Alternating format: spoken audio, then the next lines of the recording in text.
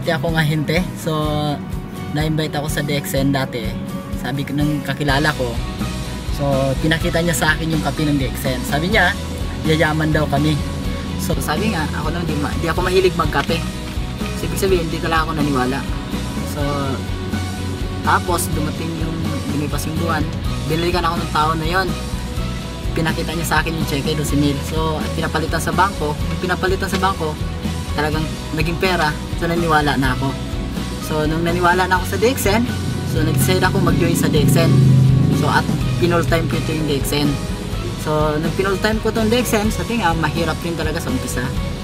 So pero sabi nga tinuloy-tuloy ko lang. After 8 months, narating ko po dito yung position na Star Diamond. So yun, so nung nag-diamond ako, so hindi, para din naman ako hindi na ako naglakad, bumili ako ng motor. Kung bumili ako ng motor, may mga tao pa rin talagang kala ko ba, payaman ka, bakit may motor lang binili mo? Yun. So tuloy-tuloy lang ako sa DXN, talagang ginagawa ko lang kung ano yung pinapagawa sa akin ng mga upline ko, ni-upline manual, na-upline siya rin. So yun, kumita. So nakaipon, bumili ako ng second hand na kotse. So yun, merong mga tao na sabi, akala ko ba talagang yayaman ka, bakit second hand binili mo? So yun. So then, yun, nang-inspire sa akin si Upline Mark kasi sabi niya sa akin, so kaya mo naman bumili ng brand new car mo malaki naman kinikita mo.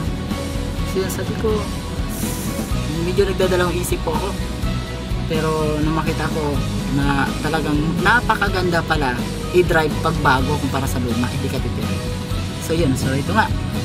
Ngayon may brand new car na ako. So sabi nga, masaya ako kasi una-una may time freedom ako, financial freedom.